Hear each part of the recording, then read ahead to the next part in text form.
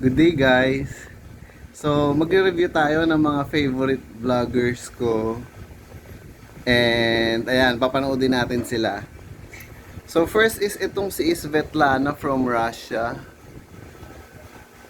Ayan. Let's see some of her videos. Only a few hours left to spend in our apartment. We are moving out today. It's almost completely empty. Maybe you didn't even hear the echo sound of my voice. It's still And gusto ko yung mga vlogs niya about yung pag-grocery shopping. Yan, so titingnan natin siya mag-grocery. is way too expensive. And let's see where this one is from.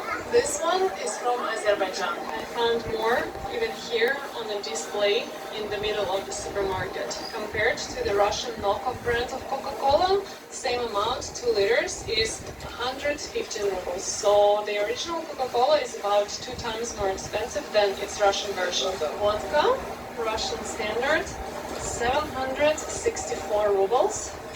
This bottle is so pretty. Yan, sa kanya ko kinukuha yung mga idea ko pag nasa grocery shop ako. Ayan. Russian vodka that can be 855 rubles for a smaller bottle, and it definitely has gotten more expensive. 1 liter bottle is 1520 rubles. Today you can taste Russian vodka. I decided not to, but I've never seen in the stores that they offer you to taste vodkas before. Would you agree to taste vodka at the supermarket? Now, So, vegetables and vegetables. next in line is yung Bags Pack family. Isang buong pamilya sila na nagta-travel. So, eto sila. Good morning from Vietnam. It's our first morning here in Hanoi, and it is just past 7 a.m. We are on the hunt for some breakfast foods this morning. Got a couple of spots in mind, including some snail soup. So maybe you can see it's a hustle and a bustle in the city in the morning. Absolutely amazing. We have made it to our first destination. This is the snail soup bun is how I'm going to pronounce it. Probably butchered. Correct me on all of my pronunciations down in the comments below. But bun hock is up first.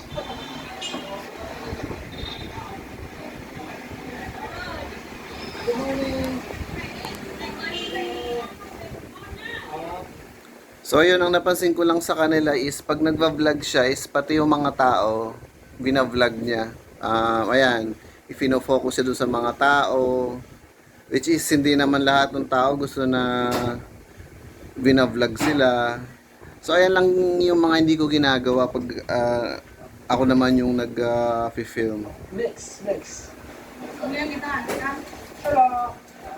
I'd like to order the snail snail noodle. Yeah. And can she do mix like big and small? Yeah. Mix.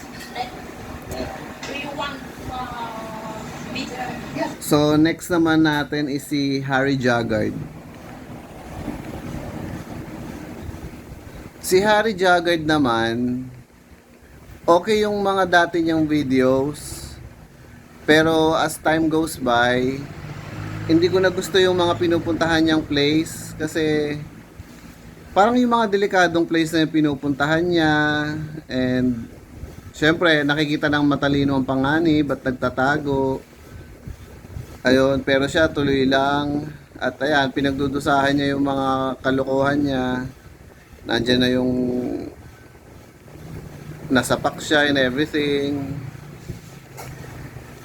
Ayan, so ito yung Philippine Philippine visit niya. I'm in the Philippines and I have no money. We're going to be seeing if we can find food, transport, and somewhere to sleep tonight with the kindness of the people in the Philippines. This was going to be a fun one to make. I'm also going to reward the people who are kind to me because they're very generous.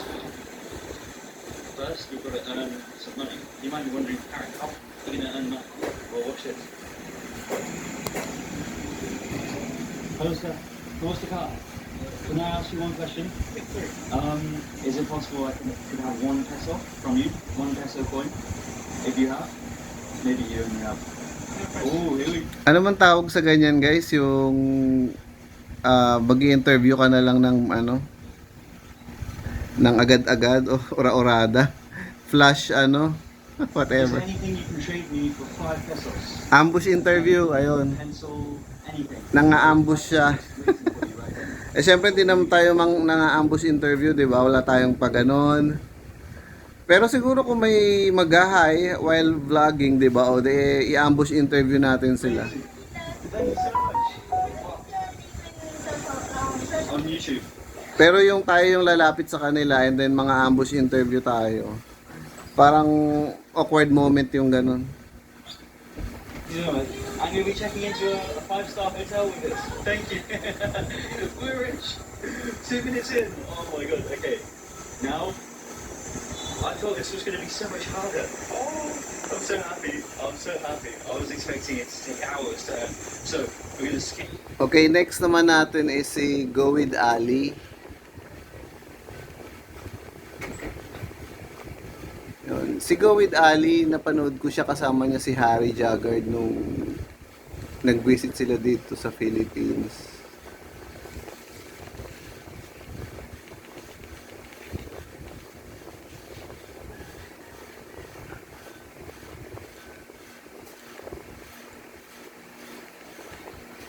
Yan.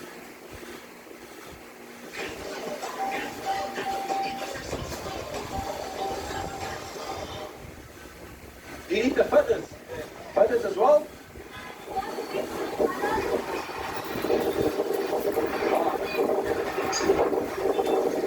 There's no way around that. Those are feathers. And yeah, let's stay over. Oh, you are. I heard that the food to try here in the Philippines is called balut. Balut looks fit. Yan, kasama niya si Harry Jaggard na nag-Divisoria sila. Ayun. Ako, I don't see any Divisoria vlog in my future.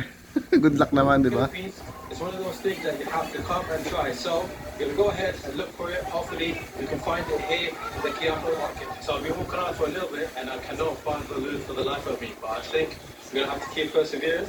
But yeah, there you go. So I'm looking, I'm delicious looking for. Okay, and World Nomak yung inex natin, ano.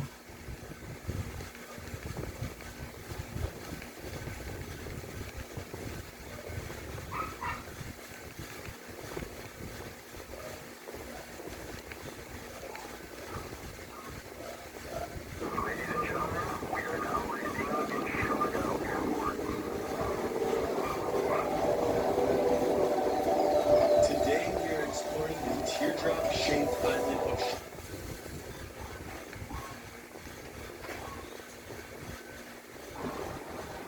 Oh, there we go. Nice little peace and quiet. Break those eardrums. First destination, gentlemen. Alright. Si World Nomak lagi siyang maraming kasama.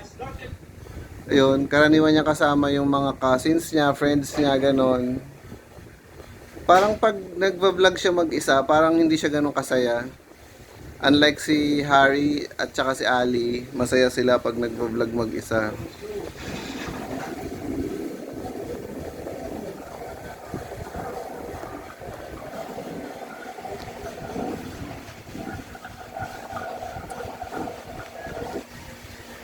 Ito guys, yung mga ano naman, mga favorite ko na perfume vlogger. Ito medyo weird tong isang to, pero nakakatawa siya.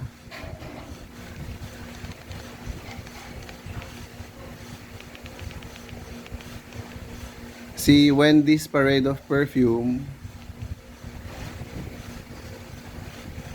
Good afternoon, everybody. This is Wendy from Wendy's Parade of Perfumes. Here on my channel, I just talk about what I've been doing with my perfume, which this year isn't much because I'm on a no-buy. So this episode is going to be a no-buy update, and just a few perfumes that I've been wearing, getting spring and summer started, and I'm going to try to answer a question asked of me from the X-Men Exploring. I'll do that at the very end, that way whoever wants to turn off in the meantime can just shut off. Feeling, So here I am, feeling ko ganyan ako mag-vlog, guys. I'm closest to her. Kasi para bang... Ayan, basta panoodin nyo na means lang. that I am 25% done. So, how am I feeling? I am feeling surprisingly good.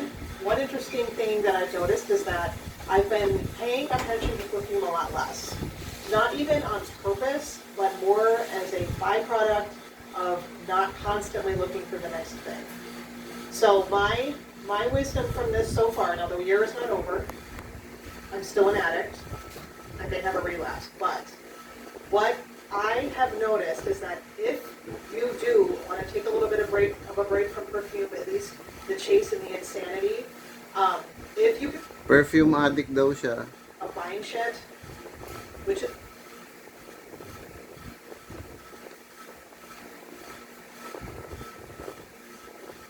this entire rose list that I was working on and I lost it. So I'm gonna have to take a step back and work on that again. I don't know what happened. I was cleaning and I probably missed shit. I was all organized to do this this secondary rose list and it's not happening anytime soon. So next is si Perfume Guy. Medyo technical siyang mag-describe ng mga perfume na hindi naman technical na hanggang sa nakakabore.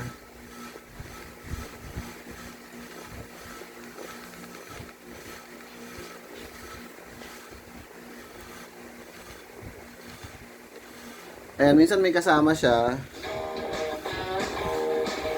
Well,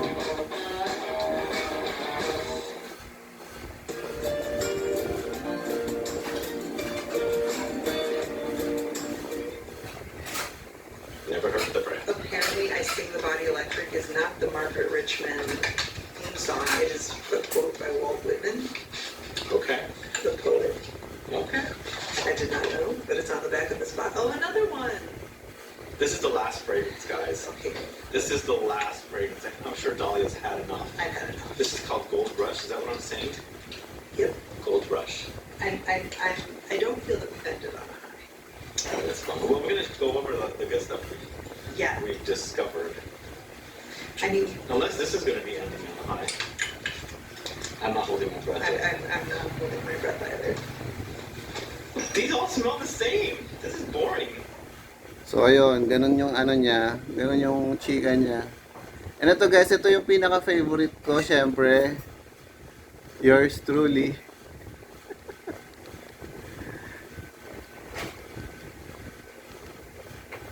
Ayan.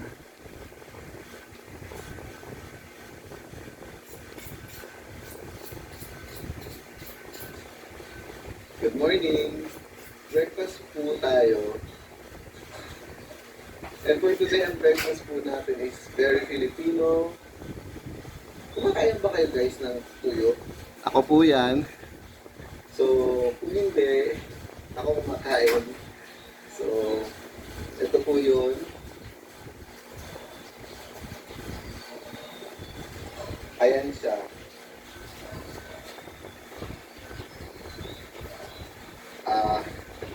Ipakita mo bang kinakain? Okay. Ito yung dilis. Huwag natin ipakita yung mata kasi masyado naman morbid. Morbid. Ayan. So guys, kung isipin na parang pinapahaba ko lang yung content ha, na pati yung pagkasaw-saw ko pinapakita natin. Huwag kayong mag-iisip ng gano'n, wala pong gano'n, wala pong nangyayaring gano'n. Natural lang po talaga tayo.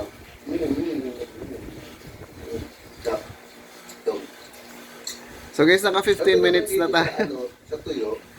Naka 15 minutes na tayo. And ayun, sila yung mga favorite vloggers ko. And i-check out nyo po yung mga vlogs nila, mga channel nila. Mga aliw po kayo.